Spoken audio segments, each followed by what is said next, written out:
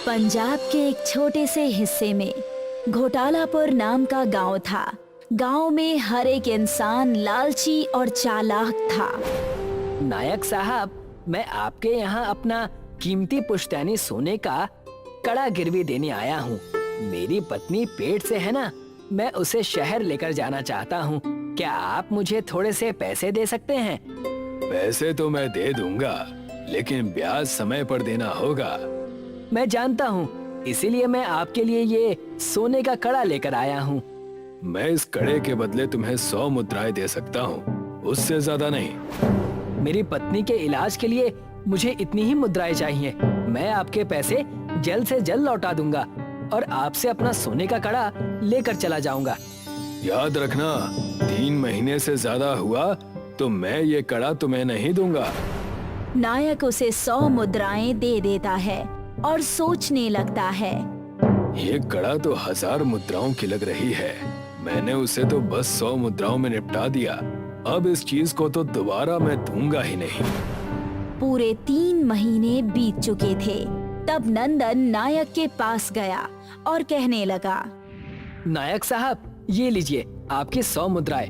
अब मुझे मेरे सोने का कड़ा दे दीजिए। कौन सा कड़ा? अरे तुम तो वो मुझसे पहले ही ले जा चुके हो, याद नहीं है क्या तुम्हें? ये कैसा मजाक है?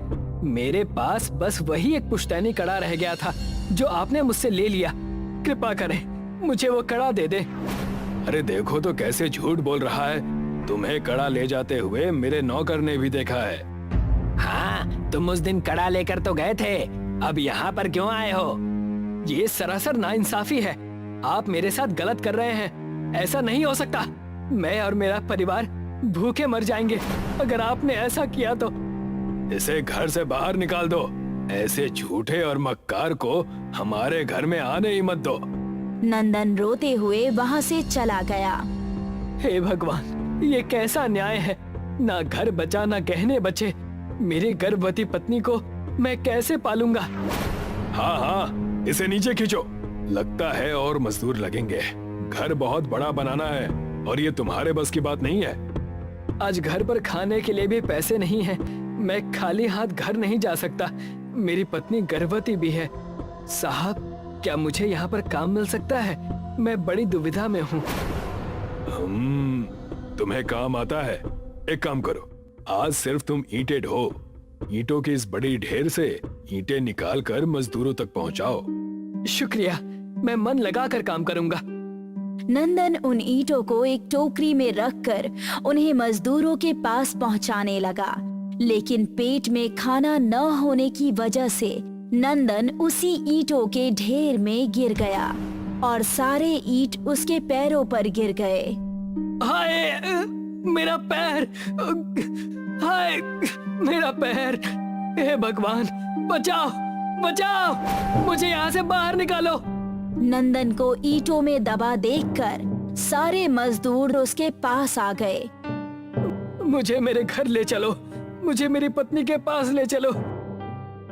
नंदन को मजदूर उसके घर लेकर जाते हैं। ये सब कैसे हो गया? हाय, मेरी किस्मत फूट गई। हे भगवान! सब भगवान संभाल लेंगे। हमें कुछ दिन गुजारने हैं, सब ठीक हो जाएगा। नंदन और पायल दूसरों से मांगकर अपना घर चलाते रहे, लेकिन उनका गुजारा ठीक से नहीं हो पा रहा था। अब से मैं ईंटें ढोने का काम करूंगी। मुझसे मेरे होने वाले बच्चे और आपकी तकलीफ देखी नहीं जाती। मैं तुम्हें मना तो करना चाहता हूँ, लेकिन मैं क्या करूँ? मैं मजबूर हूँ। मुझे कुछ भी समझ में नहीं आ रहा। हम आगे अपना भविष्य कैसे संभालेंगे? एक गर्भवती पत्नी का जिस तरह से ख्याल रखना चाहिए, मैं नहीं रख पाया। मैं अपना पूरा ध्यान रखूंगी, आप मेरी चिंता मत कीजिए। पायल गर्भवती स्थिति में भी उस ठेकेदार के पास काम मांगने चली गई। मालिक, मैंने सुना है कि आप बहुत ही दयालु हैं। क्या आप मुझे यहाँ पर नौकरी दे सकते हैं? तुम तो उस लंगड़े की पत्नी हो ना, इस हालत में तुम काम कर पाओगी? मेरी बस हालत ही खराब है मालिक, हौसला तो एकदम बुलंद है। अच्छा अच्छा, इस हौसले को लेकर तुम उस ईंट के ढेर के पास चली जाओ और वहाँ जाकर 2-2 ईंटें ही यहाँ लाकर दे दो। ठेकेदार के इतना कहते ही पायल उन ईंटों के ढेर से ईंटें उठाने लगी। उतने में ही ईंट के पीछे छुपे हुए एक बिच्छू ने पायल के पैर पर काट लिया। बिच्छू, बिच्छू, बिच्छू ने काट लिया। उसे चीखता देखकर वहाँ ठेकेदार और अन्य मजदूर सब लोग आ गए और कहने लगे, क्यों गला फाड़ रही हो? तुम दोनों पति पत्नी के लिए ये ईंट है या अपशगुन? जाओ, इसे भी इसके घर पर छोड़ दो। मेरे पैसे मुझे दे दीजिए, मैं यहाँ से चली जाऊंगी। आधे दिन तो मैंने यहाँ पर आपका काम किया है ना, तो कम से कम आधे दिन की मजदूरी ही दे दीजिए। ठेकेदार ने पायल को पैसे दे दिए और कुछ सब्जियाँ खरीद कर अपने घर चली गई। उस दिन मेरे पैर पर ईंटें गिरे, आज तुम्हें बिच्छू ने काट लिया। वो तो ठेकेदार साहब की मेहरबानी थी कि उन्होंने थोड़े पैसे हमें दे दिए। जब से उस बिच्छू ने मुझे काटा है, मुझे बहुत ही अजीब सा महसूस हो रहा है।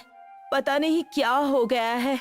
मैंने बूढ़ी काकी से जाकर बिच्छू को झड़वाया भी था, फिर भी न जाने क्यों बहुत ही अजीब सा महसूस होता है। तुम चिंता मुक्त होकर सो जाओ, मैं बाकी का सब देख लूंगा। पायल और नंदन बचा खुचा खाना खाकर सो जाते हैं। अगले दिन जब पायल उठती है तो उसे बहुत ही हल्का सा चक्कर आ रहा होता है। मेरा सर घूम रहा है, पता नहीं क्या हो गया है मुझे। उठकर पानी पी लो, शायद अस्पताल जाने का समय आ गया है। खुशखबरी भी हो सकती है। जैसे ही उठकर पायल ने स्टील के ग्लास को छुआ तो वो ग्लास ईंटे का बन गया। ये कैसे हो गया? ये ग्लास ईंट की कैसे हो गई? अजी, अजी सुनते हो? पायल उस ईंट का ग्लास लेकर अपने पति नंदन के पास चली गई और वहाँ जाकर नंदन को सारी बात बताने लगी। ये जरूर उस मायावी बिच्छू के काटने से हुआ है। उसी की मदद से तुम्हारे अंदर ये बदलाव आए हैं। इस चमत्कार से तो तुम मेरे पैर भी ठीक कर सकती हो। मुझे उस चमत्कारी बिच्छू से किसी भी चीज को ईंट में बदलने का वरदान मिला है। तो देर किस बात की, शुरू करो। पायल ने ईंट को अपने हाथ में उठाया और नंदन के अपाहिज पैरों पर ईंट रख दिया। जैसे ही ईंटों को पैरों से छुआ ही था कि एक बड़ी सी रोशनी नंदन के पैरों पे आ गई और उसके पैर ईंट के बन गए। ये तो कमाल हो गया, मेरे पैर वापस आ गए। हे भगवान, तेरा लाख लाख शुक्र है। और वो गांव में जाकर गांव वालों को अपने ईंटों के पैर दिखाने लगा। ये देखो मेरे ईंटों के पैर।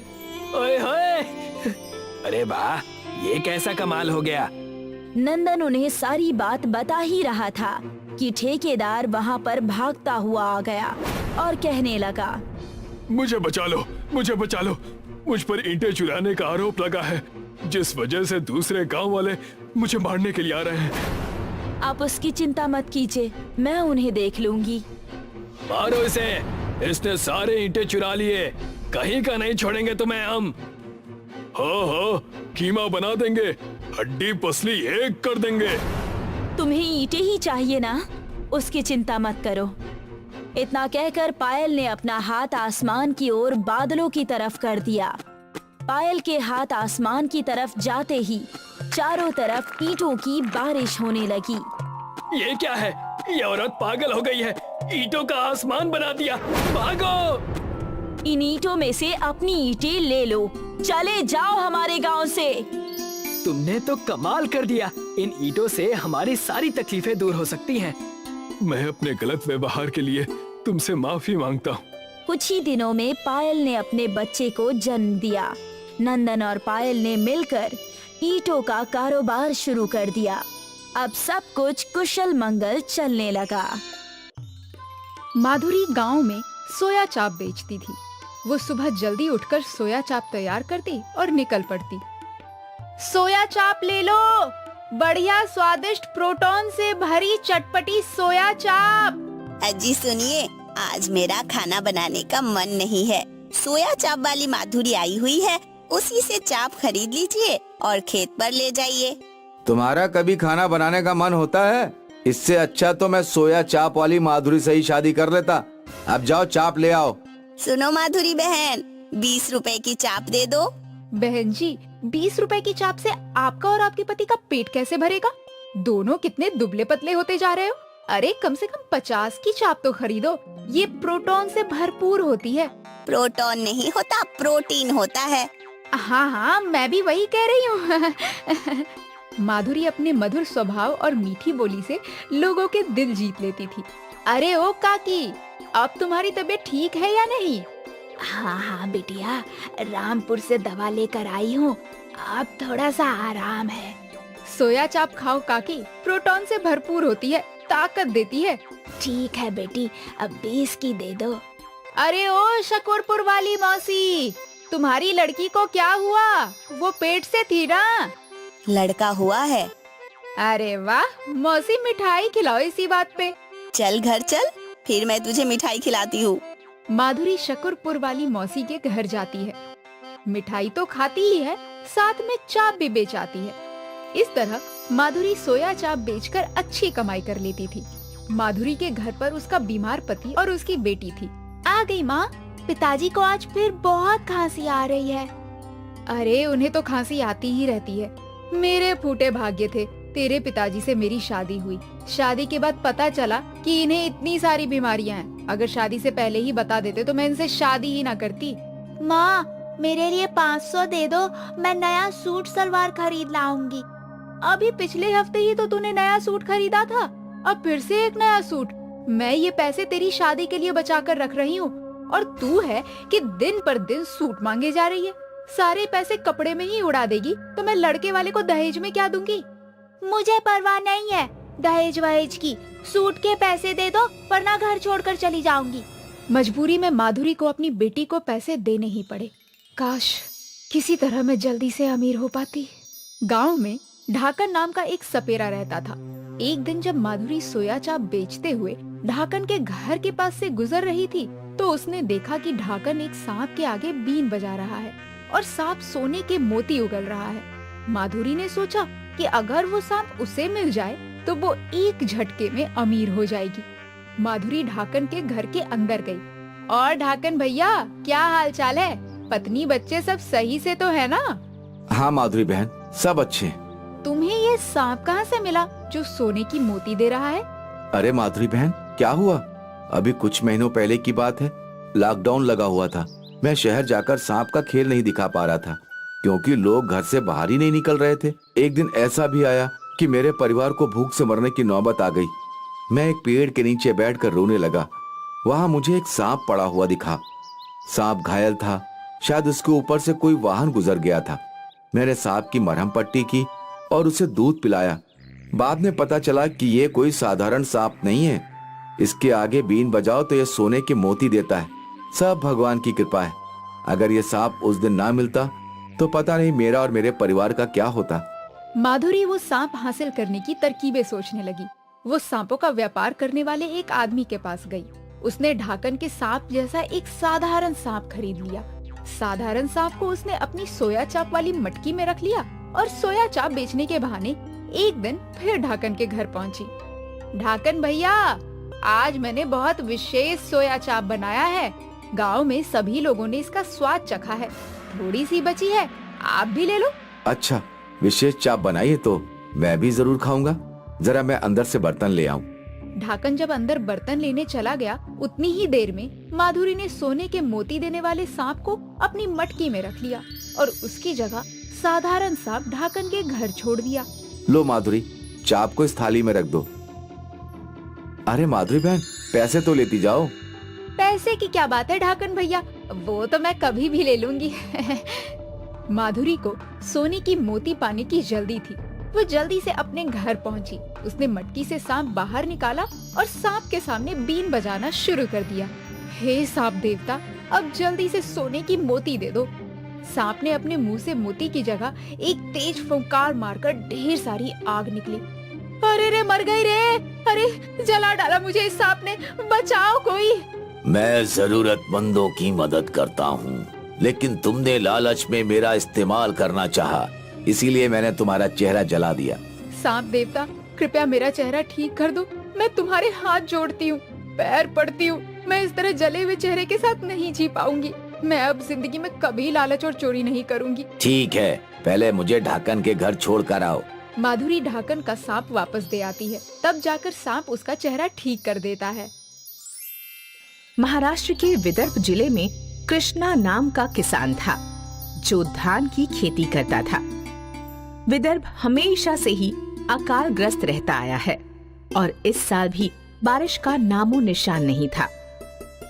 ऐसे ही चलता रहेगा तो हमारे जैसे गरीब किसानों के पास आत्महत्या करने के सिवाय और कोई रास्ता नहीं बचेगा।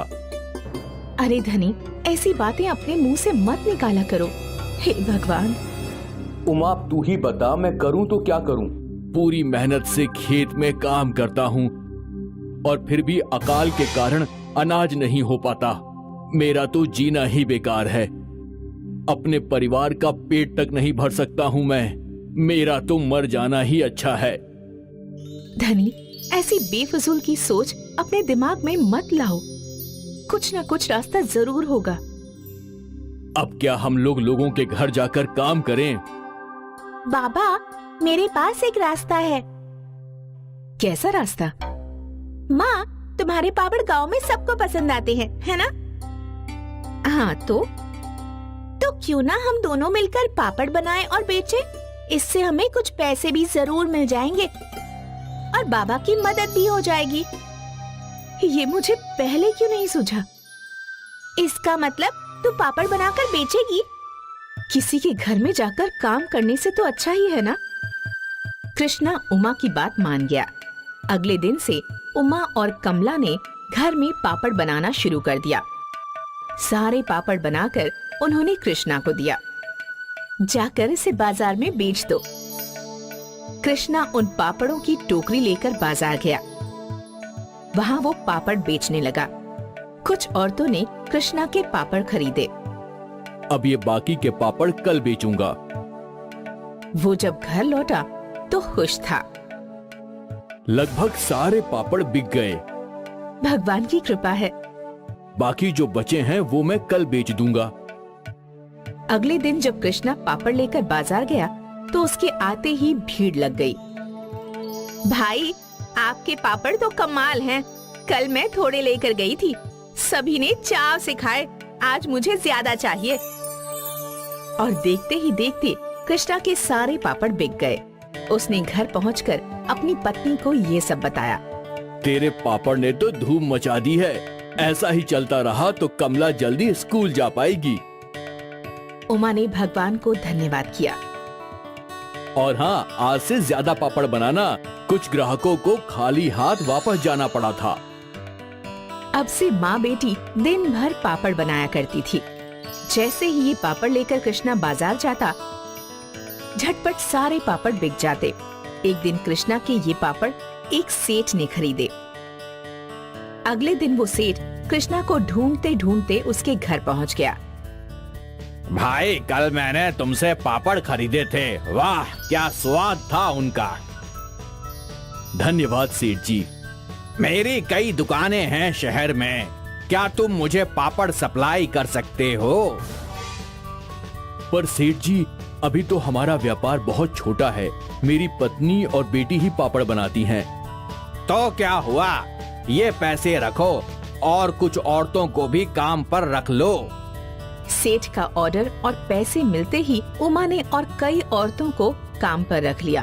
उन सभी की दैनिक स्थिति उमा की तरह ही थी। दीदी, आप नहीं होती तो आज मेरे बच्चे भूखे ही सो जाते। इस अकाल ने तो जीना मुश्किल कर दिया है। जिन गरीब औरतों को उमा और कृष्णा ने काम दिया था, वो सभी उन्हें दुआ दे रहे थे।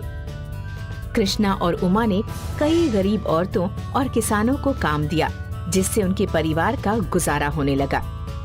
अब कृष्णा को पापड़ बेचने बाजार नहीं जाना पड़ता था और कमला स्कूल भी जाती थी। कृष्णा और उमा दोनों अपने व्यापार को बढ़ाने में जुट गए। शायद इन गरीब किसानों की दुआ ही थी जो देखते देखते उमा और कृष्णा का ये व्यापार बड़ा हुआ और अब उनकी एक फैक्ट्री थी जहाँ काफी औरतें काम किया करती थी। उमा को अपनी सफलता के लिए एक बड़ा सम्मानित अवार्ड भी मिला। आपने कई किसानों के परिवारों को बचाया है। आप लोगों को क्या कहना चाहेंगी? मुश्किल हालात जिंदगी में आते रहते हैं। मुश्किलों का सामना करना ही जिंदगी है। तो आपने देखा, उमा जी का कहना है कि उनकी इस सफलता का राज है मुश्किल हालातों का डटकर सामना करना। अगर उस दिन कृष्णा और उमा अपनी परेशानी के सामने हार मान लेते तो आज वो किसी और की मदद ना कर पाते। ये कहानी हमें सिखाती है कि चाहे जो भी हो, हमें हमेशा लड़ते रहना चाहिए। मिलकपुर नाम का एक सुंदर गांव था। गांव में साहिल नाम का एक गरीब आदमी अपनी पत्नी के साथ रहता था। साहिल एक दिन काम से लौट रहा था तो उसकी नजर बिरजू पापड़ वाले की दुकान पर पड़ी। बिरजू के पापड़ पूरे गांव में फेमस थे। गिरजा रोजाना दाल आलू खाकर बोर हो गई होगी, क्यों ना आज उसके लिए पापड़ ले जाऊं? वो खुश हो जाएगी। साहिल दुकान पर गया और दुकान वाले से पापड़ मांगे। 100 रुपए हैं तुम्हारे पास? 100 रुपए तो नहीं है बिरजू भाई, 20 रुपए हैं। 20 रुपए में मैं एक पापड़ भी नहीं दूंगा। बिरजू भाई, पापड़ इतने महंगे भी नहीं हैं कि 20 रुपए में एक पापड़ भी ना मिल सके। मेरी दुकान पर प्रीमियम पापड़ मिलते हैं। तुम्हें सस्ते पापड़ चाहिए तो किसी घटिया दुकान से खरीद कर ले जाओ। अब जाओ यहाँ से, मेरा टाइम खराब मत करो। गांव में पापड़ की कोई और दुकान नहीं थी। साहिल उस दिन बहुत उदास होकर घर लौटा। उसकी पत्नी ने उसके चेहरे की उदासी भांप ली। क्या हुआ? क्या आज फिर से मालिक से झगड़ा हो गया? नहीं, ये बात नहीं है। साहिल अपनी पत्नी को पापड़ के बारे में सारी बात बताता है। मुझे खुश करने के लिए पापड़ खरीदना चाहते थे और खरीद नहीं पाए तो उदास हो गए। कहते हैं जो होता है अच्छे के लिए होता है। इसमें अच्छे के लिए क्या हुआ है? आपने बताया कि गांव में पापड़ की कोई और दुकान नहीं है। मैं बिरजू से अच्छे और सस्ते पापड़ बना सकती हूँ। हम अपनी पापड़ की एक दुकान खोल सकते हैं। तुम अपनी नौकरी छोड़ दो। पैसे भी तुम्हारा मालिक बहुत कम पैसे देता है। लेकिन दुकान खोलने के लिए शुरुआत में कुछ पैसे भी तो चाहिए। मैं अपने गहने बेच दूंगी। साहिल ने नौकरी छोड़कर अपनी पत्नी के साथ पापड़ की दुकान खोली। उसने अपनी दुकान पर स्वादिष्ट और सस्ते पापड़ बेचने शुरू किए। गांव का गरीब से गरीब आदमी भी साहिल की दुकान पर पापड़ का मजा ले सकता था। धीरे धीरे बिरजू की दुकान से ग्राहकों की संख्या घटती गई और साहिल की दुकान पर भीड़ बढ़ती गई। साहिल गांव में आने वाले साधु महात्माओं को फ्री में पापड़ खिला देता था। उस दिन साहिल को पापड़ क्या नहीं दिया, उसने अपनी दुकान खोलकर मेरा धंधा ही चौपट कर दिया। लेकिन वो चिंता ना करे, मैं भी उसकी जिंदगी चौपट कर दूंगा। बिरजू अमीर तो था ही। उसने कुछ चोरों को बुलाया और उन्हें पैसे देकर कहा, साहिल के घर डाका तो डालना ही है, साथ में उसके सारे पापड़ भी फोड़ डालने हैं। चोर साहिल के घर में घुस गए। पहले उन्होंने साहिल और उसकी पत्नी को बेहोश कर दिया। फिर पैरों से कुचल कुचल कर सारे पापड़ फोड़ डाले और सारे पैसे उठाकर भाग गए। अगले दिन जब साहिल और गिरजा को होश आया तो उन्होंने देखा कि सारे पापड़ फूट चुके हैं और पैसे भी गायब हैं। साहिल और उसकी पत्नी दरवाजे पर बैठकर रोने लगे। उनके पास अब न पापड़ थे और न दोबारा धंधा शुरू करने के लिए पैसे। एक महात्मा साहिल के घर आए। तुम्हें शायद याद नहीं होगा, पर उस दिन मैं बहुत भूखा था तो तुमने मुझे मुफ्त में पापड़ खिलाया था। उस दिन मेरे पास तुम्हें देने के लिए कुछ नहीं था, पर आज मैं तुम्हें एक पौधा देना चाहता हूँ। इसे अपने आंगन में लगा लो। साहिल ने महात्मा द्वारा दिया गया पौधा जैसे ही जमीन में गाड़ा, वह एकदम से बड़ा हो गया और उस पर पत्तों की जगह पापड़ लगे हुए थे। गिरजा ने एक पापड़ तोड़ा और खाकर देखा। इतना स्वादिष्ट पापड़ तो मैं कभी बना ही नहीं पाती थी। पेड़ से पापड़ कम नहीं होते थे।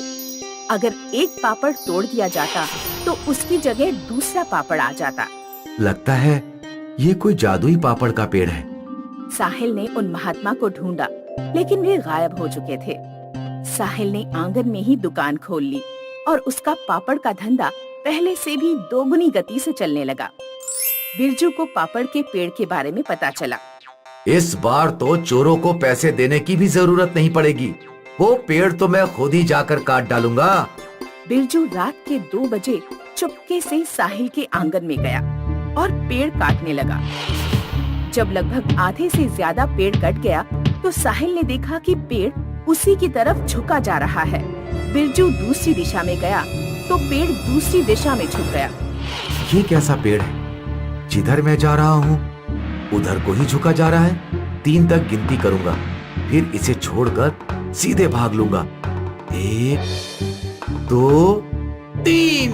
बिरजू बड़ी तेजी से भागा, लेकिन पेड़ सीधे उसके ही ऊपर गिरा। अरे मर गया रे! कोई बचाओ! मैं पेड़ के नीचे दब गया। कोई बचाओ मुझे!